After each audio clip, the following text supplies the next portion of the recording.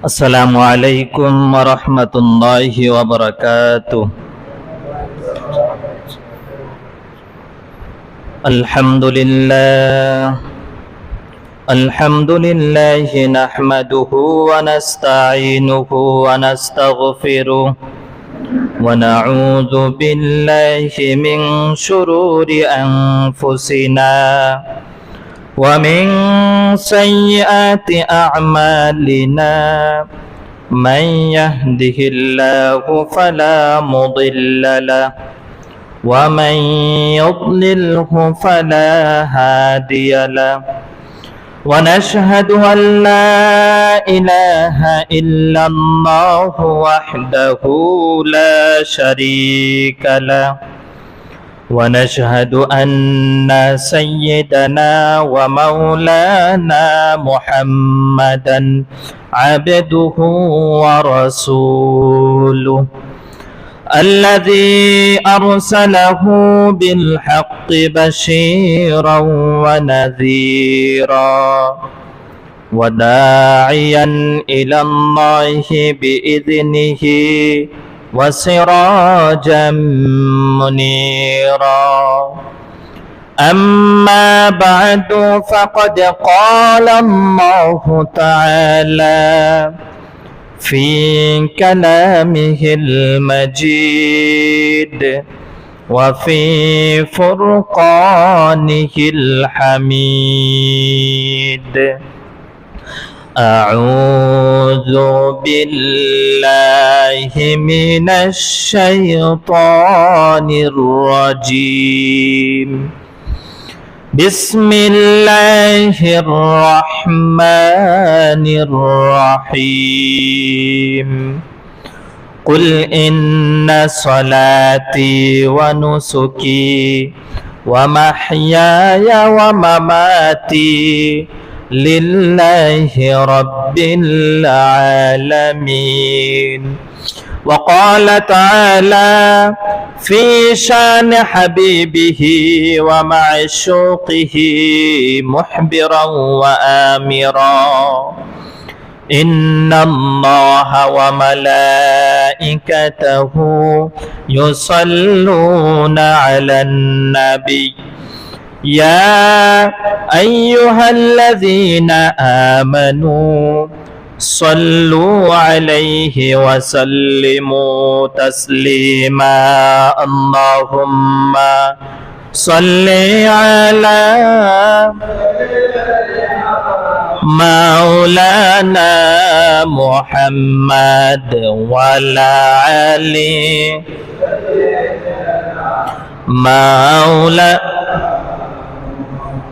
اللهم صل على مولانا محمد وعلى آل سيدنا. একটু মহাব্বতে জিকির করি লা ইলাহা ইল্লাল্লাহ লা ইলাহা ইল্লাল্লাহ লা ইলাহা ইল্লাল্লাহ লা ইলাহা ইল্লাল্লাহ হাসবি রব্বি জাল্লাল্লাহ মা ফি কলবি গায়রুল্লাহ নূর মুহাম্মদ সাল্লাল্লাহ লা ইলাহা ইল্লাল্লাহ লা ইলাহা ইল্লাল্লাহ লা ইলাহা লা ইলাহা ইল্লাল্লাহ লা ইলাহা লা ইলাহা ইল্লাল্লাহু মুহাম্মাদুর রাসূলুল্লাহ সাল্লাল্লাহু আলাইহি ওয়াসাল্লাম। আলহামদুলিল্লাহ, সমস্ত প্রশংসা মহান রব্বুল আলামিনের জন্য, যে মহান রব্বুল আলামিন আমাদেরকে মসজিদে আসার এবং বসার তৌফিক দান করেছেন, সেই মহান রব্বুল আলামিনের দরবারে প্রাণ খুলে শুকর আদায় করি আলহামদুলিল্লাহ। আপনারা মসজিদে আসতে পেরে খুশি না বেজার? জোরে বলেন। খুশি হয়ে আরেকবার পড়ি আলহামদুলিল্লাহ। মুসলমান সর্ব অবস্থায় খুশি থাকবেন, এটাই হচ্ছে মুসলমানদের কথা, ঠিক কিনা? সর্বদা খুশি থাকতে হবে। আর প্রশংসা করতে হবে কার? জোরে বলেন। আল্লাহ পাক বলেছেন, লা ইন শাকারতুম লা আযীদান্নাকুম ওয়া লা ইন কাফারতুম ইন্না আযাবি লাশাদীদ।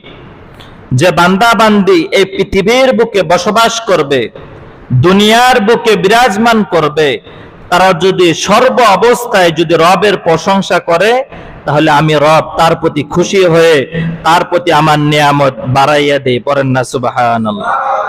ইন্না আযাবি লাশাদীদ। আর যে বান্দা বান্দি এই দুনিয়ার বুকে অবস্থান করবে, অবস্থানরত অবস্থায় রবের দুনিয়াতে থেকে রবের খেয়ে শুকর আদায় করে না, রবের পথে চলে না, নামাজ পড়ে না, রোজা রাখে না, দিন ইসলামের কাজ করে না, ইন্না আযাবি লাশাদীদ, তাদের জন্য কঠিনতম শাস্তির ব্যবস্থা রেখেছেন তিনি কে? জোরে বলেন। এখন শাস্তির রাস্তায় যাবেন না শান্তির রাস্তায় যাবেন? শান্তির রাস্তায়। আমরা যে ধর্ম অবলম্বন করেছি সেই ধর্মটাই হচ্ছে শান্তি। কথা বলেন ঠিক কিনা? এই জন্য আল্লাহর কাছে হাজার হাজার শুকর যে মহান রব্বুল আলামিন আমাদেরকে মুসলমানিত্ব নিয়ে জন্মগ্রহণ করার তৌফিক দিয়েছেন, এবং কি মনে প্রাণে আল্লাহর কাছে শুকর আদায় করি, এর চেয়ে খুশি আমাদের মধ্যে আর কেউ হতে পারে না। যাই হোক, আজকে আমরা কুরবানি সম্পর্কে কিছু মাসলা মাসাইল জানবো। কথা বুঝতে পারছেন? সকলে কিন্তু আপনারা মন দিয়ে কথাগুলো শুনবেন। আজকের কথাগুলো হচ্ছে আপনার দরকারি কথা, কারণ সামনে একটা ওয়াজিব আমল। কুরবানি করা কি ওয়াজিব, একটা ওয়াজিব আমল। এটা আপনি কিভাবে করবেন, পশু কিনবেন কিভাবে, পশু ক্ষেত্রে কি যাচাই বাছাই, এগুলো জানার দরকার আছে না? এটা আজকের জুমায় আলোচনা করতে হবে, কারণ অনেকে এর মধ্যে গরু, ছাগল, বেকরা, বড়ি যে যেটাই কিনেন এর মধ্যে কিনে ফেলবেন। এই জন্য এটা জানা অত্যন্ত জরুরি। কারণ আপনি 1 লাখ টাকা দিয়ে, 2 লাখ টাকা দিয়ে, 50,000 টাকা দিয়ে কুরবানি দিবেন, সে কুরবানি যদি কবুল না হয়, একটু অল্প কিছু ভুলের কারণে যদি কবুল না হয়, এই কুরবানি দিয়ে তো কোনো লাভ নাই, টাকাগুলো আপনার বৃথা যাবে। এই জন্য আজকে জানবো। 1 নম্বরে মাসালা বুঝবেন, কুরবানি কার উপরে ওয়াজিব। আমরা এখানে সবাই আছি, সবার উপরে কি কুরবানি ওয়াজিব? না। এটা জানতে হবে কার কার উপরে কুরবানি ওয়াজিব। এটা মন দিয়ে কথাগুলো শুনবেন। প্রাপ্তবয়স্ক সুমস্তিষ্ক সম্পন্ন প্রত্যেক মুসলমান নর নারী 10 জিলহজ ফজর থেকে 12 জিলহজ সূর্যাস্ত পর্যন্ত এই সময়ের মধ্যে প্রয়োজনীয় অতিরিক্ত নিসাব পরিমাণ সম্পদের মালিক থাকলে তাহলে আপনার উপর কুরবানি ওয়াজিব। বুঝতে পারছেন? আরবি মাসের 10 জিলহজ থেকে, কয় জিলহজ থেকে? 10 জিলহজ থেকে 12 জিলহজ পর্যন্ত, তার মানে 3 দিন। কয় দিন? 10, 11, 12। কুরবানি এই 3 দিন করতে পারবেন। এই সময়ের মধ্যে যদি আপনার কাছে নেসাব পরিমাণ সম্পদের মালিক থাকেন আপনি, তাহলে আপনার উপর ওয়াজিব। আর যাকাতের বিষয় হচ্ছে আপনি বছরেরটা হিসাব করতে হবে, আর কুরবানিরটা হিসাব করবেন এই 3 দিন, 10 জিলহজ থেকে 12 জিলহজ পর্যন্ত। এবার আসেন, এখন বুঝবেন কেমনে আমি নেসাব পরিমাণ সম্পদের মালিক। ওই যে যাকাতের মাসালা যেরকম, এটা হিসাব করতে হবে। এখন নেসাব পরিমাণ সম্পদের মালিক হচ্ছে স্বর্ণের ক্ষেত্রে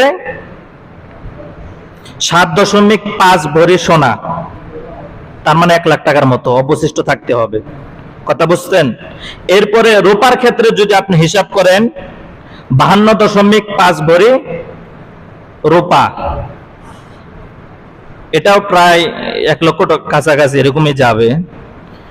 এতটুকু টাকা যদি আপনার কাছে খেয়ে দিয়ে 10 জিলহজ থেকে 12 জিলহজ পর্যন্ত আপনার কাছে থাকে, তাহলে আপনার উপর কোরবানি ওয়াজিব। বুঝতে পারছেন?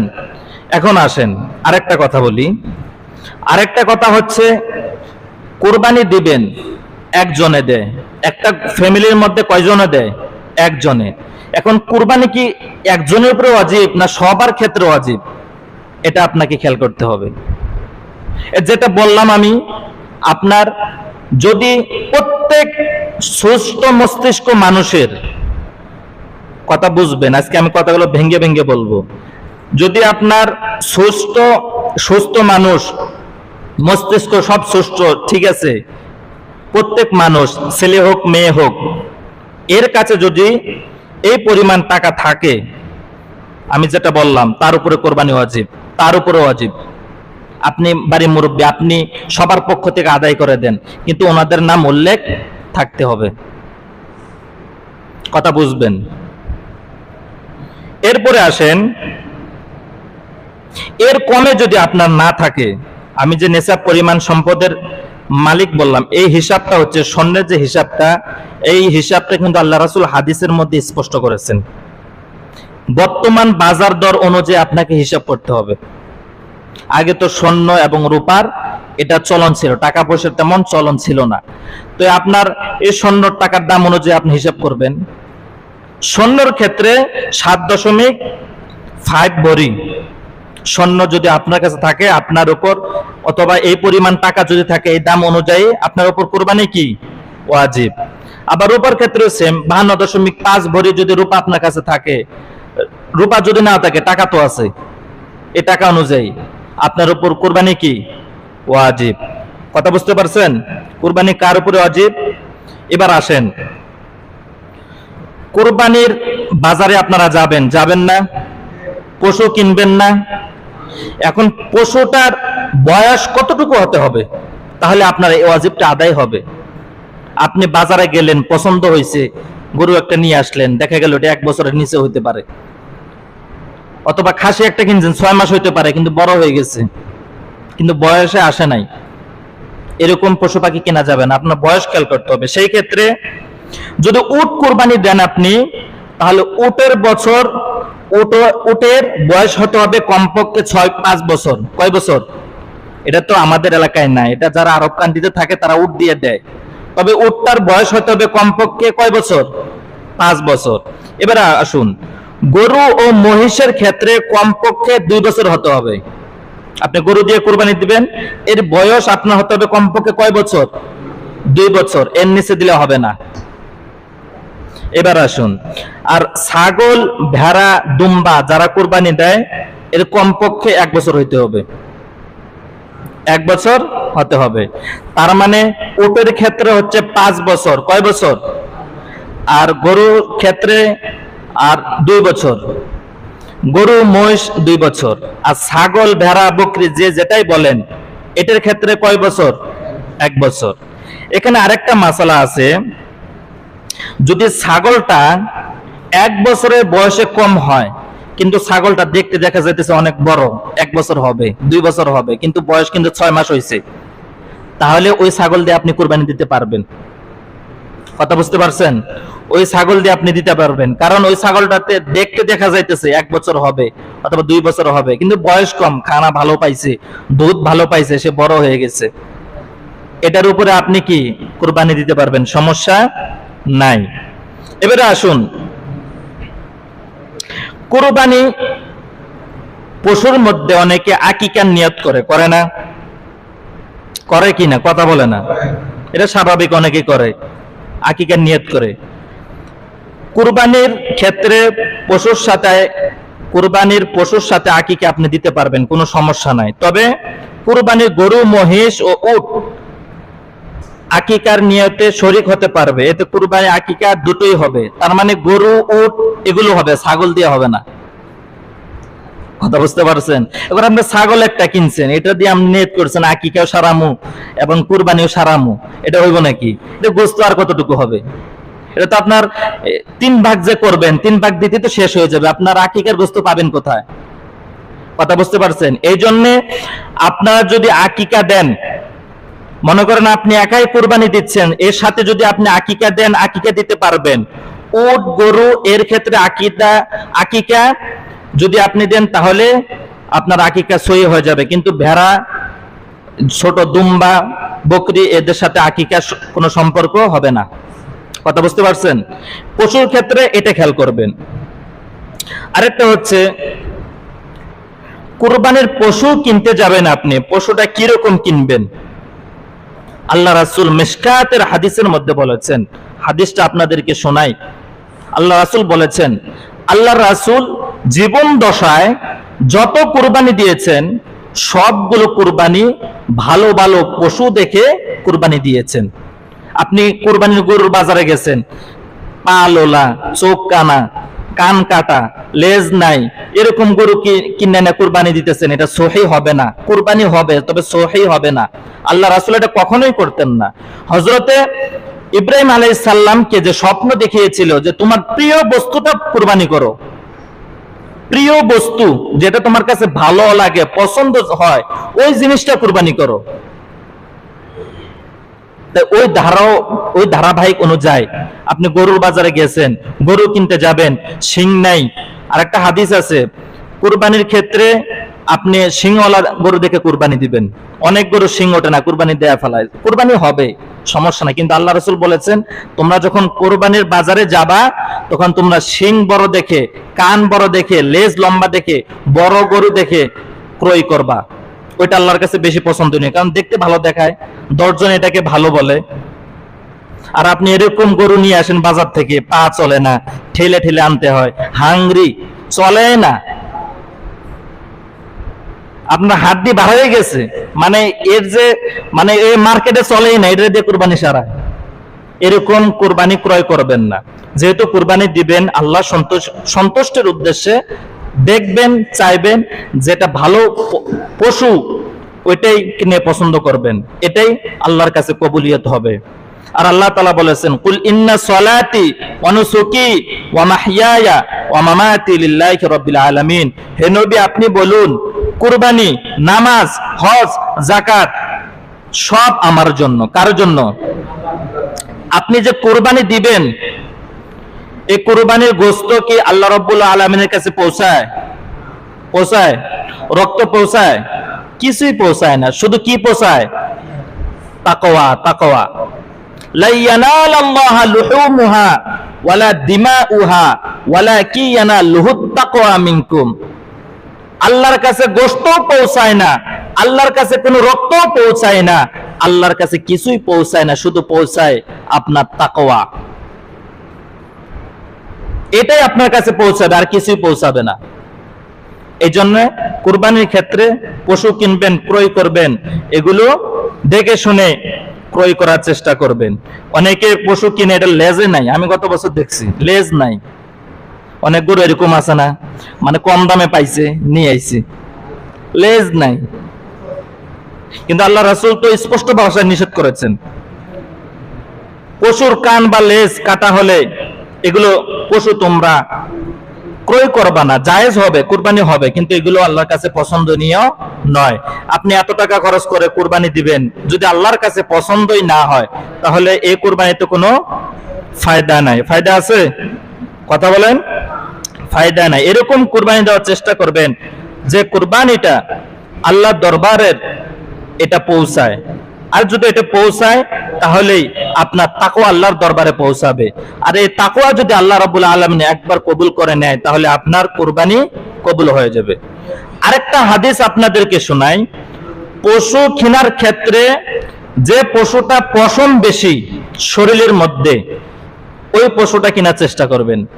আল্লাহ রাসূল সাহাবায়ে কেরাম আরজ করলেন, ইয়া রাসূলুল্লাহ, ইয়া হাবিবাল্লাহ, পশম বেশি পশু কিনে কি করব? বলে তুমি একটা পশুর মধ্যে যতগুলো পশম বেশি থাকবে অত পরিমাণ তুমি সওয়াব পাইবা।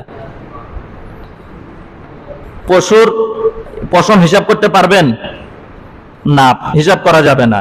এই কারণে যে গরুটার পশম বেশি, দেখতে ভালো, মোটা তাজা, শিং আছে, লেজ আছে, লেঞ্জা আছে, সব কিছুই আছে, তাহলে আপনি এই পশুটা ক্রয় করবেন, তাহলে আল্লাহ রাব্বুল আলামিনের দরবারে আপনার কুরবানি কবুল হবে। এবার আসুন, কুরবানির চামড়া বিক্রি করে না অনেকে, আপনি কুরবানি দিয়ে ফেলাইছেন, চামড়া এটা কি আপনার হক? কার হক? গরিবদের হক না, এটা হচ্ছে মিসকিনদের হক, এতিমদের হক।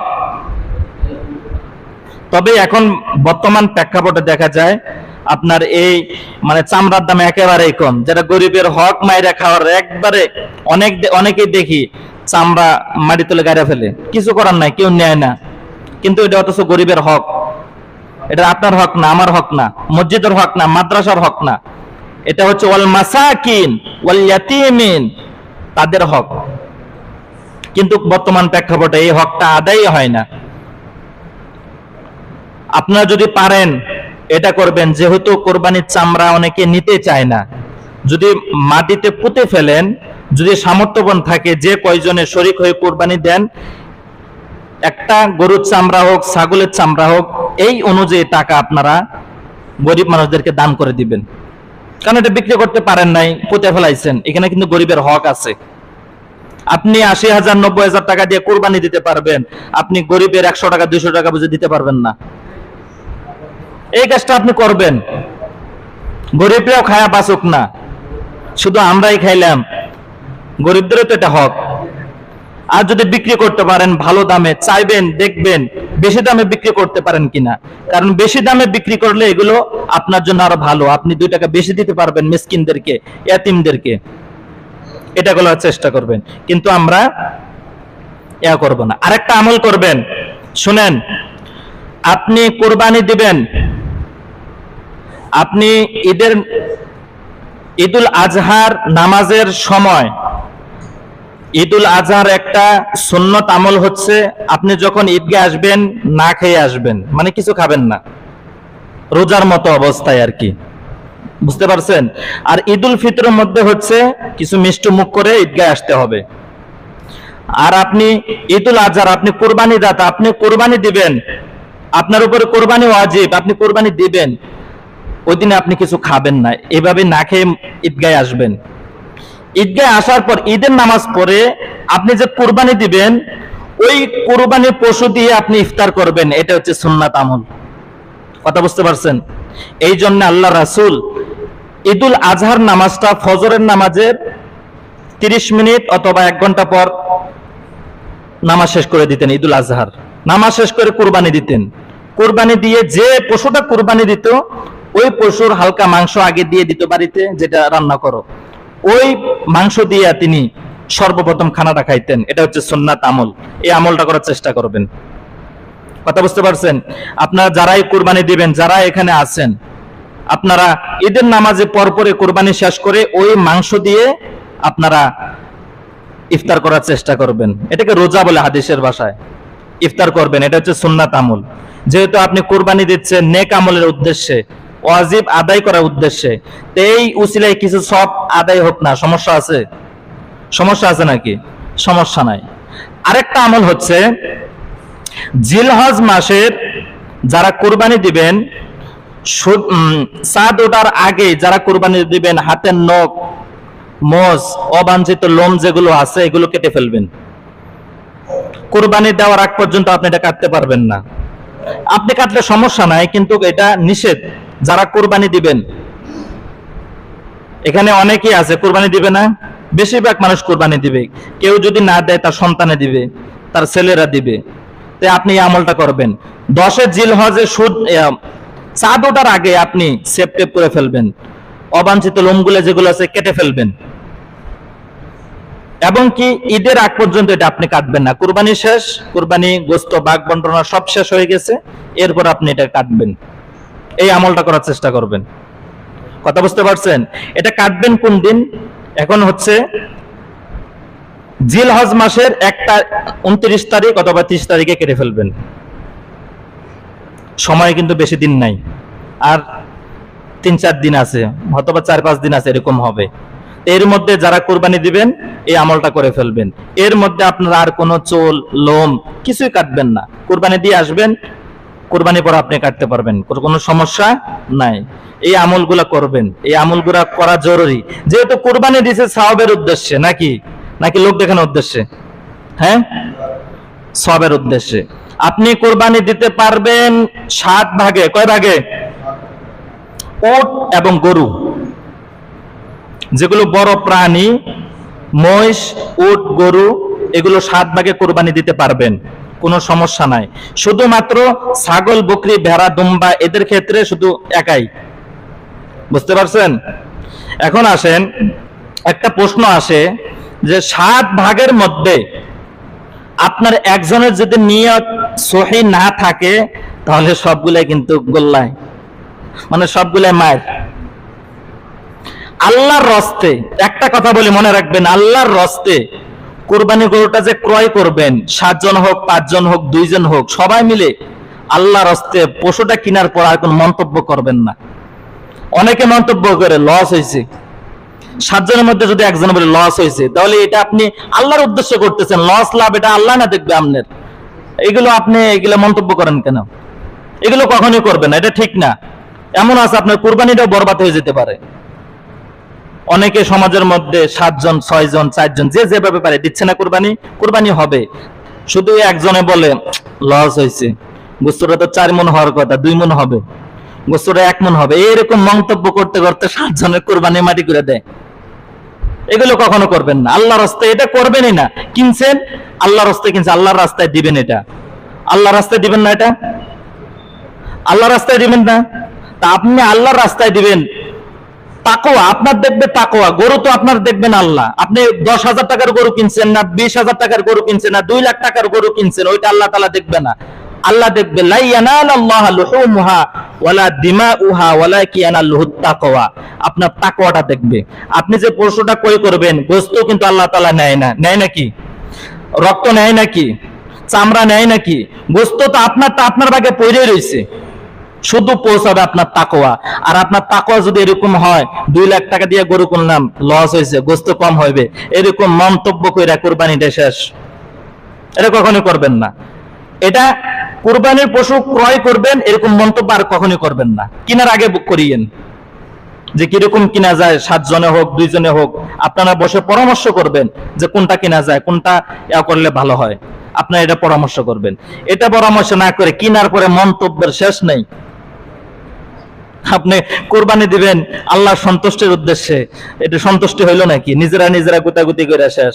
এই জন্য হাদিসের মধ্যে এসেছে আল্লাহ রাসূল কখনো শরীকে কুরবানি দিতেন না, নিজেই দিতেন।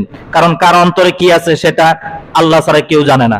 আপনার অন্তরে কি আছে এটা আমি জানি নাকি? আমার অন্তরে কি আছে এটা আমি জানি নাকি? আমি জানি, কিন্তু আপনারা জানেন না। কিন্তু আপনারা 6 জনে কুরবানি দিচ্ছেন একসাথে, কার অন্তরে কি আছে এটা কেউ জানে না। জানে নাকি? মনের মধ্যে খুতু কাদু থাকলে কুরবানি হবে না। অনেকে আবার কুরবানির গোশত ভাগ বটরা যখন হয়, গোশত কম হয়েছে, কলজা কম হয়েছে, গুড়টা কম হয়েছে, এগুলো কইরা এই কুরবানি শেষ। এটা হয় স্বাভাবিক, সমাজে অহরহ হইতেছে। এটা হইতেছে যে আমি 20,000 টাকা দিলাম, 2 লাখ টাকা কুরবানির মধ্যে, আমার গোশত কম হয়েছে, আমারে কম দিচ্ছে, এটা কুরবানি হইলো নাকি? এটা আপনার গোশত খাওয়াই হচ্ছে। এগুলো মন্তব্য কখনোই আপনি করবেন না, এটা আল্লাহ রাসূল নিষেধ করেছেন।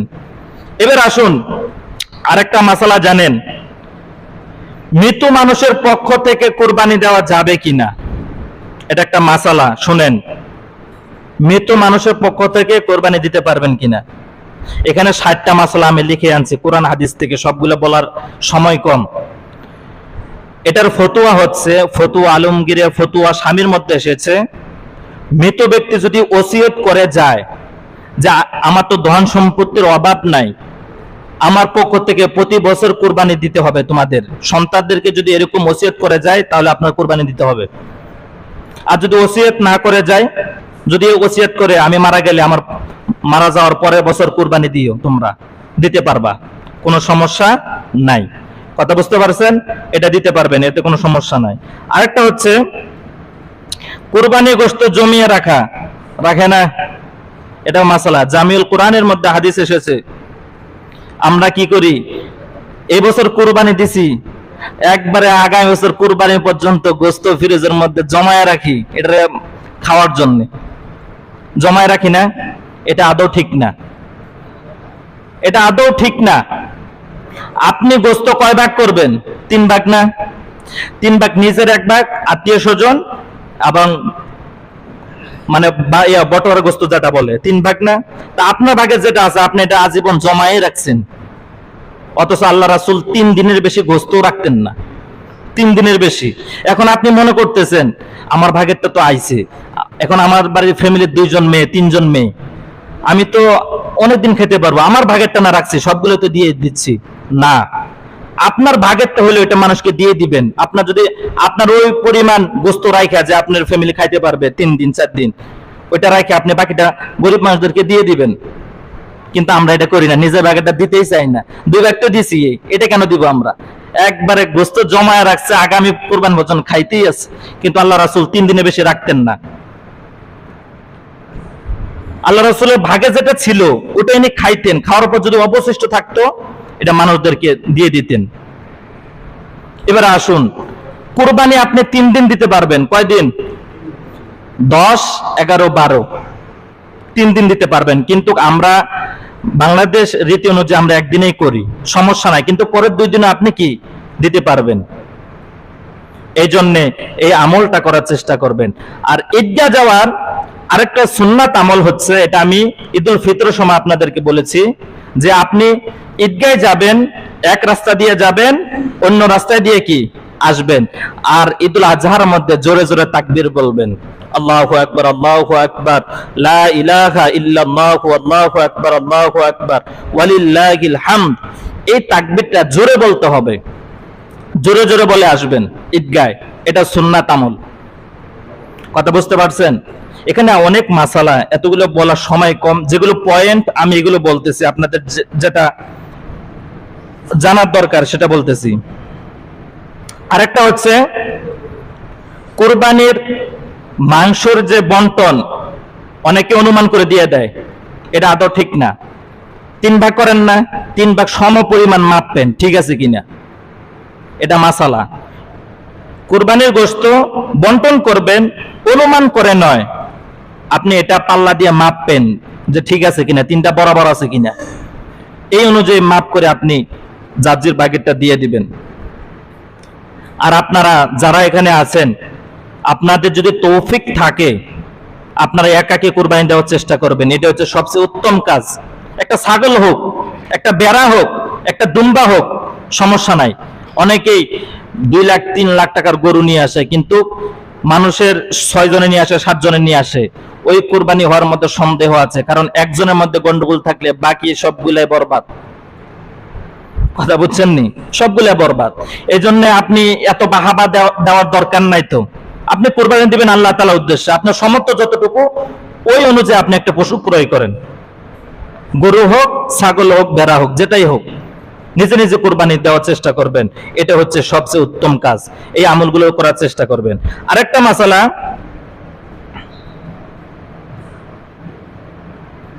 কুরবানির পশু আমরা ক্রয় করি না, ক্রয় করার সময় দাঁত দেখি, অনেকে দাঁত দেখি না, মানে দাঁত চেকি না, এরকম দেখি না, কথা কয় না। কথা বুঝেন আমার? এটি মাসালা। আপনারা তো গরু কিনতে যাবেন, এগুলো জানার দরকার আছে, এগুলো আপনার জানা অতীব জরুরি। এখন কিছু কিছু গরু আছে আপনি কিনতে যান, মুখের মধ্যে দাঁতও না, একবারে বুড়া হয়ে গেছে, এরকম গরু আছে না? আছে না? 2 দাঁত 3 দাঁত যদি এরকম গরু দাঁতে, ওই গরুটা নেওয়া হচ্ছে সবচেয়ে উত্তম।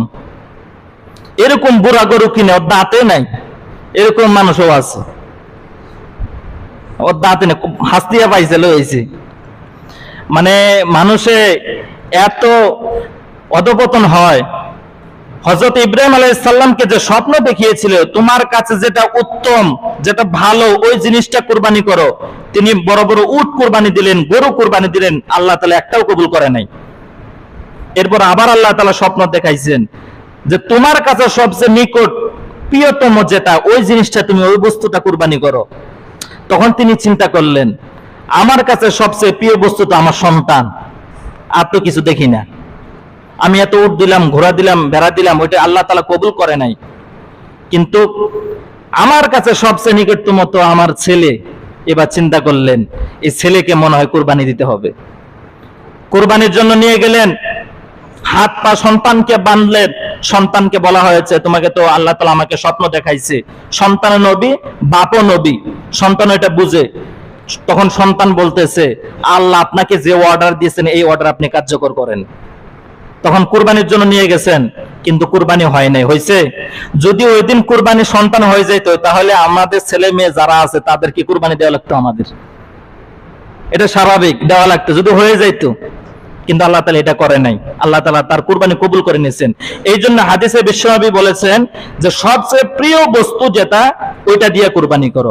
আর উত্তম হবে ওই জিনিসটা আপনি যে পশুটা বছরের পর ঘরে লালন পালন করেছেন ওই পশুটা দিয়ে যদি আপনি কুরবানি দেন ওইটা হচ্ছে আল্লাহর কাছে আরো বেশি কবুলীয়। পড়েন না সুবহানাল্লাহ। ওইটা হচ্ছে আরো গ্রহণযোগ্য, কারণ এটাকে আপনি লালন পালন করেছেন, এটার প্রতি একটা আলাদা মায়া আছে, আপনার একটা আলাদা মায়া কাজ করে। ওই পশুটা দিয়ে যদি আপনি কুরবানি দেন এটাই আল্লাহর কাছে হচ্ছে সবচেয়ে কি কবুলীয়। আমরা গরু বাজার থেকে কিনে আসি, এটা তো কিনা গরু, মহব্বত নাই তো। 4-5 দিনের জন্য আনছি, খাওয়াইতেছে উড়া দেওয়ায়, মহব্বত তো হইতেছে, খাওয়াইতেছি না, কিন্তু এটা কিন্তু আসল মহব্বত নয়। আসল মহব্বত হচ্ছে এটা যেটা ছোট থেকে আপনি বড় পর্যন্ত লালন পালন করেছেন, ওইটার প্রতি যে একটা মায়া। আপনি কুরবানি দিতে যাইয়েন, আপনি বুঝবেন কত মায়া। আমি গত বছর আমার আম্মার ছাগল দিয়ে কুরবানি দিয়েছিলাম। মানে আমি ফোন করে বলছিলাম বাড়িতে কুরবানি দিছে, আমার আম্মা দিকে ঘরের মধ্যে যা কান্নাকাটি করতেছে। আমি জিজ্ঞাসা করলাম তুমি কান্নাকাটি করো কে? বলে ছাগলটা ছিল আমার মহব্বতের ছাগল, অনেক ভালোবাসার ছাগল। ছাগলটা মার কুলে এসে বসে থাকতো, আদর করতো অনেক। ওই যে বড় ছাগলগুলো আছে না, কান বড় বড়, ওই ছাগলগুলো কিন্তু অনেক ভালো, মানুষের সাথে মিশে, চেহারা ওইটা বসে থাকে। তা আমার আম্মু দেখলাম কুরবানি দেওয়ার পরে কান্নাকাটি করতেছে রুমে। আমি বললাম কান্নাকাটি করো কেন? পরে বলতেছে এইভাবে ছাগলটা তো অনেক ভালো আছিল, ছাগলটার দিকে তাকাইলে আমার মায়া লাগে। যখন কুরবানি করতেছে ছাগলটা একটা চিৎকার দিছিল, চিৎকার কারণে মা রুমে বসে কান্না করতেছে, ছাগলও দেখতে যায়নি। আমি তখন মাকে বললাম মা তুমি যে পশুটা কুরবানি দিছো আল্লাহর রাস্তায়, তোমার যে পশুটার প্রতি ভালোবাসা আল্লাহ রাব্বুল আলামিন হয়তো এটাই হয়তো কবুল করে নেবেন, কারণ প্রিয় বস্তু দিয়ে কুরবানি দিলে কবুল হয়। কথা কোন ঠিক কিনা? এই জন্য যারা আছেন প্রিয় বস্তু দিয়ে আপনারা কুরবানি দেওয়ার চেষ্টা করবেন। এখানে অনেকগুলো মাসলা মাসাইল আছে কুরবানির, এখন বলার সময়, সংক্ষিপ্ত বলতে পারি না। যতটুকু বলছি এগুলো আপনাদের জানার জন্য, এই আমলগুলো আপনারা করবেন, এগুলো জানার জন্য বলছি, এগুলো জানতে হবে আপনার। এই আমলগুলো করে আপনি কুরবানি দেন, আল্লাহ পাক রব্বুল আলামিন অবশ্যই আপনার কুরবানি কবুল করবেন। পড়েন না সুবহানাল্লাহ। আল্লাহ রাব্বুল আলামিন আমাদের সকলকে ইখতিয়ারের সহিত নিয়তকে সহি করে কুরবানি করার তৌফিক দান করুক। সকলে পড়ে আমিন। ওয়া আখিরি দাওয়ানা আনিল হামদুলিল্লাহি রাব্বিল আলামিন। যারা সুন্নাত পড়েন নাই 4 রাকাত ক্বাবলা জুমা পড়েন।